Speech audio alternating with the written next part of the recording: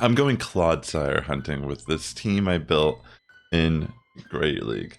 So yeah, I just wanted to try something a little bit different. Maybe arguably slightly spicy with Confusion Shadow Cresselia here.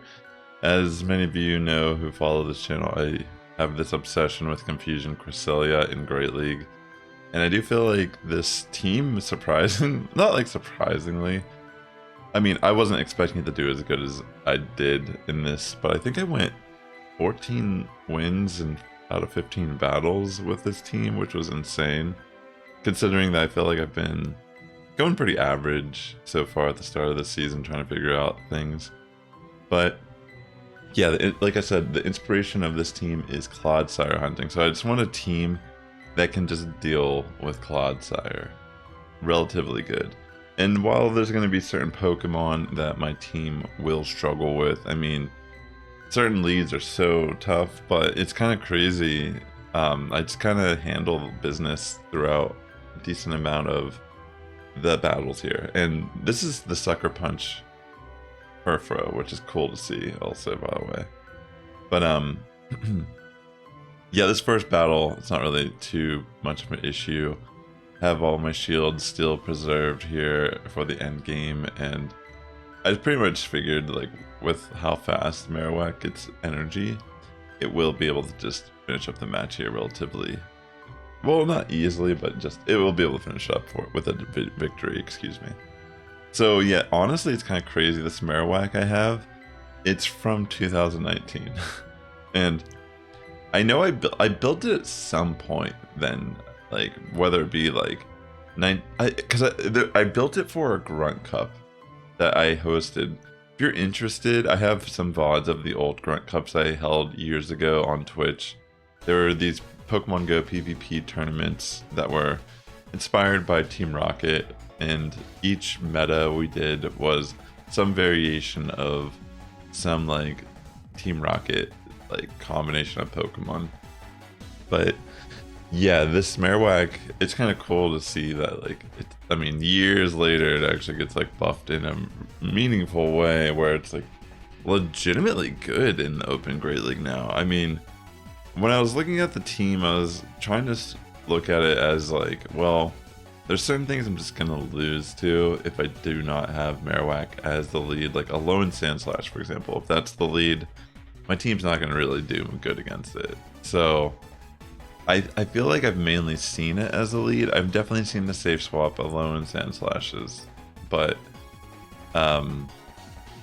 yeah, that's kind of like my loose thought process of when I was working with this team. I guess I wanted to try out Marowak too, but ultimately I just wanted something that just beats Clodsire with no issues, and I didn't see a crazy amount of Clodsire, honestly, when I was playing this team, which I'm not surprised. I feel like, you know, it's going to fluctuate a bit here early meta, just because people are trying out different things, like trying to see what works for them and all that jazz. But, yeah, Shadow Golurk lead. Pretty much we're going to tie here on CMP. But it's kind of insane that I barely live that Shadow Punch and I'm able to just barely get off the switch here. And yeah, pretty much like I felt like saving that energy on Marowak is a good call, purely because, I mean, not save the energy, save the Marowak as a safe swap just in case I need it later in the fight. But the cool thing about that was primarily that I was able to get that last shield against Golurk, and as you can see, Abomasnow now kind of just pops off against this entire team. And that's the thing too, I think like Abomasnow is actually a pretty good Pokemon right now in the Open Great League as well. I mean, it's not been bad or anything, but I do feel like this team overall, I just want to try something different than Dunsparce or Clodsire. You know, I've already been messing around with them. I didn't want to use Malamar. I don't have a Pangoro, so this is where I came up with. And I definitely had my best run of the season so far already, just running this. I feel like deviating slightly from the common Pokemon that are being used definitely helps out a bit. The ice types are looking pretty good, honestly. Like the Alolan Sandslash, Abomasnow, maybe Auroras might actually be a pretty good option to use in the format now as well. But Altaria here, pretty much, I was like playing around it as you saw, and in this scenario, at least Marowak can have the Rock Slide, which is a nice move to have on it.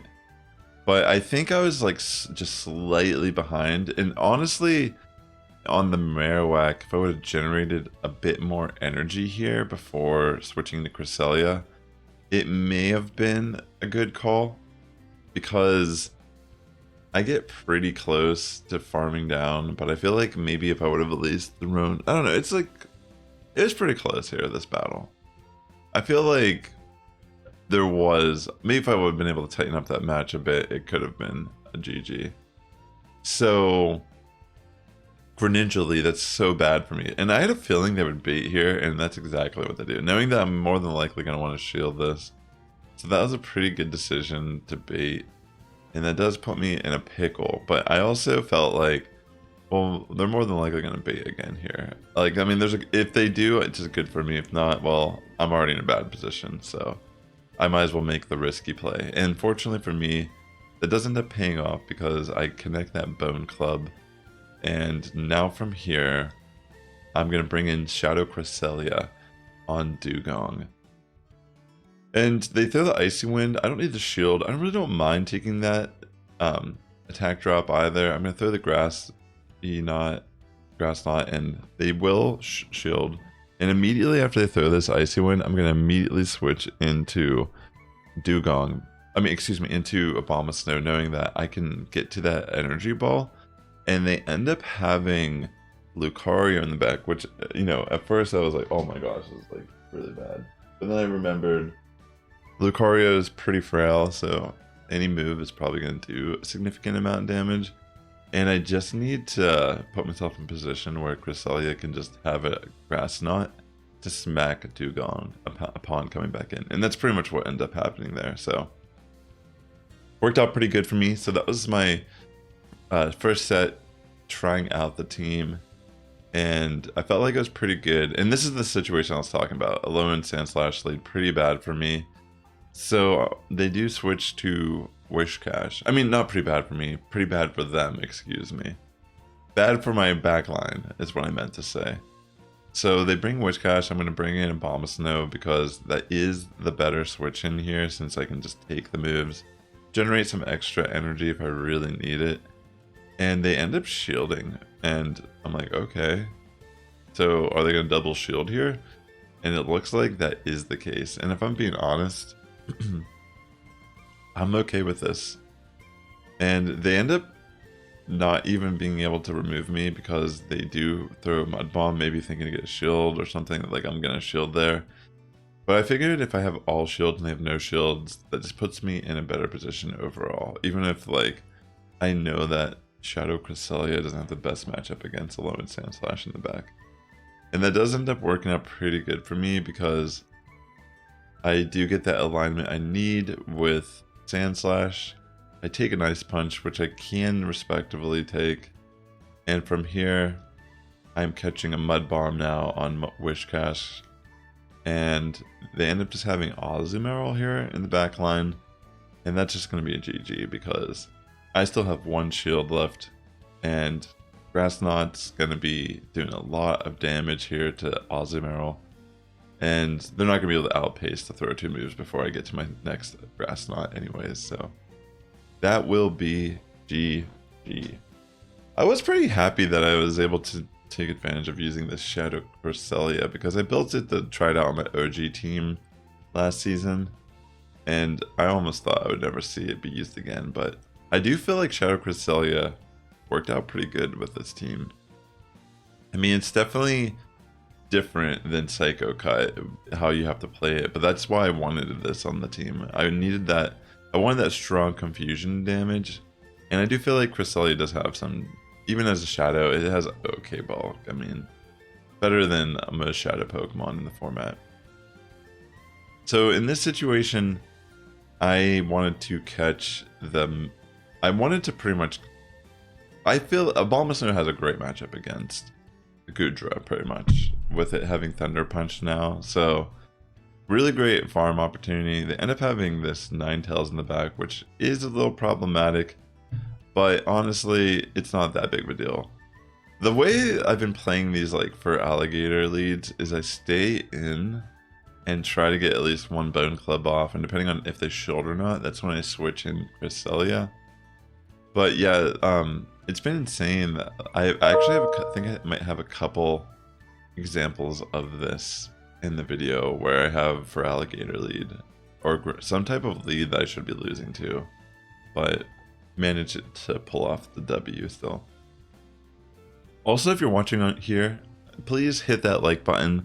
It does help my content out a lot here on YouTube, and really appreciate you hanging out. And if you're a new person here, definitely consider subscribing. I post GBL content here on this channel, and I will be posting throughout this season. Here comes low kicks, which is kind of cool, but it's not really going to matter too much. It is kind of scary, I guess, against my team, but I just needed to keep that Marowak in and play that matchup. So here, I wanted to try to capture a move on Cresselia, and my timing was perfect, and I do end up catching Overheat, which is good because now I think what I decided to do is I just let Cresselia go, and I'm looking at this as a good farm opportunity for Abomasnow, and then I could just Weather Ball into Galarian Weezing, and that should be GG because I have enough energy for 2. And yeah, that's game. So next battle, Drifblim lead. Not the best, but not the worst now that I have Rock Slide on Marowak. So here I take the first Icy Wind because I was like, you know what, whatever. I could probably at least take one. Astonish does actually do a decent amount of damage, it seems, so a couple times I kind of made mistakes against Astonish. I feel like just not prepared for how oppressive it seems to be now. In comes the Goodra, and I do get off the Moonblast, but of course they're going to shield. It's not worth baiting on my end. I'm not really going to be able to outpace anyways, and I'm already planning on bringing Abomasnow in for a farm down. Pretty much what I was explaining earlier. It has like a great opportunity to just generate a lot of energy, but as long as I have at least one stored here, I figured, you know what, I already have a pretty advantageous spot. I don't want to let this Goodra get off too much damage with Dragon Breath and such into my Abomasnow. So I throw the move, and in comes Dunsparce. I try to get a little bit of damage off with Abomasnow, and I'm bringing back in the Marowak now. They try to catch a move on Drifblim, which works out relatively good for them. And from here, I'm just going to throw a Bone Club, and I'm gonna, I think I just oh no, I do shield, because I'm gonna try to just capture a move in Abomasnow. And thankfully, Dunsparce doesn't have enough energy here to go for a double move, and I am able to just Mud Slap when I return in. Sableye, a Pokemon that I used to almost dread seeing in the Great League, but for some reason here it doesn't really feel as threatening as it once was. Kind of insane just seeing Marowak come in here and doing this much damage. And I know I could take a foul play, so I kind of look at this as an opportunity just to shield once and then farm down Sableye and keep my energy loaded for whatever comes in. And it is for Alligator, which is very common in the meta right now. So I'm just going to throw these Bone Clubs, and then I think I'm going to just let Marowak go down, and I will just bring in Abomasnow. So from here, I bring in Abomasnow, and it could have Crunch, which is worst case scenario. I mean, Ice Beam I guess could be kind of scary here too. Crunch does get the defense drop, which won't matter that much, but I don't want to take a Crunch. Or even if, I don't want to risk it here on Cresselia, so I do shield. It is a Hydro, but then it ends up being Venusaur. And this is a great example of why I run, or why I like running Confusion Cresselia. I know you could run Future Sight potentially, but that matchup is amazing whenever there's a grass poison type that comes into Cresselia, because typically if I'm running grass, not Moonblast, I can't really do much in that matchup. But with Confusion, I am actually the oppressor. And this is another actually great example of why Confusion is probably just better.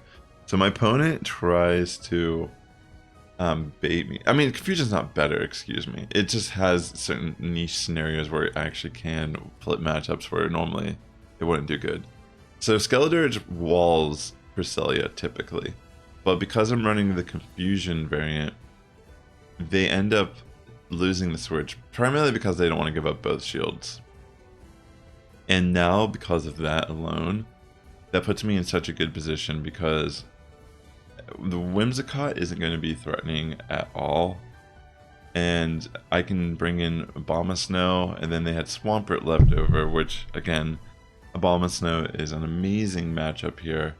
And keep in mind as well that even if, since it is Charm on Whimsicott, even if I brought in Marowak, they have to throw a move, a charge move, to actually be threatening to me. And as you see, that is actually the case. I mainly did that just so I can bait out the move. And now I go for the Weather Ball, and that is a GG. But yeah, there's been many times with Cresselia I've been able to flip unlikely scenarios just due to the fact that, you know, the Confusion damage really builds up.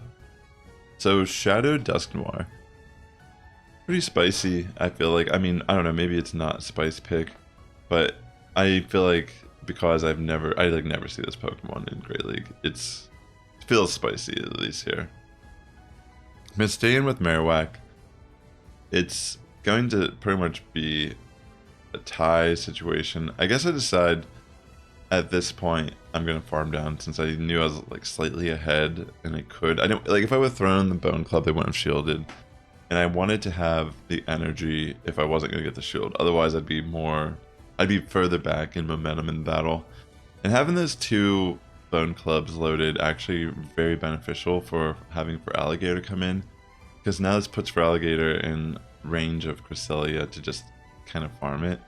And here, I threw Moonblast purely to get a chance. I was kind of like BMing, because as you know, Clodsire, this team is meant to hunt Clodsire. So I was fishing for an attack drop with Moonblast.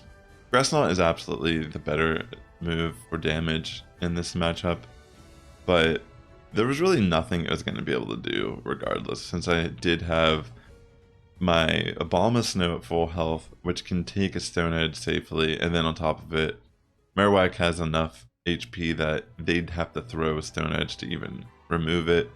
And by then, Mudslap probably would have finished up the fight. So GG for Alligator lead. So I stay in this matchup.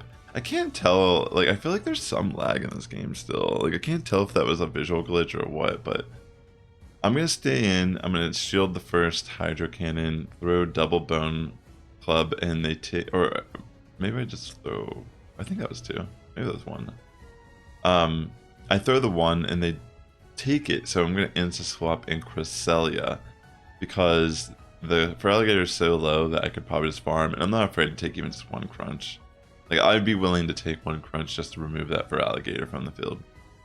In comes the Dunsparce, which I am able to take that move and return a Grass Knot, which will be able to barely bring it down to 1 HP. It does survive, but that's okay. I'm just going to bring in Marowak and tank a move.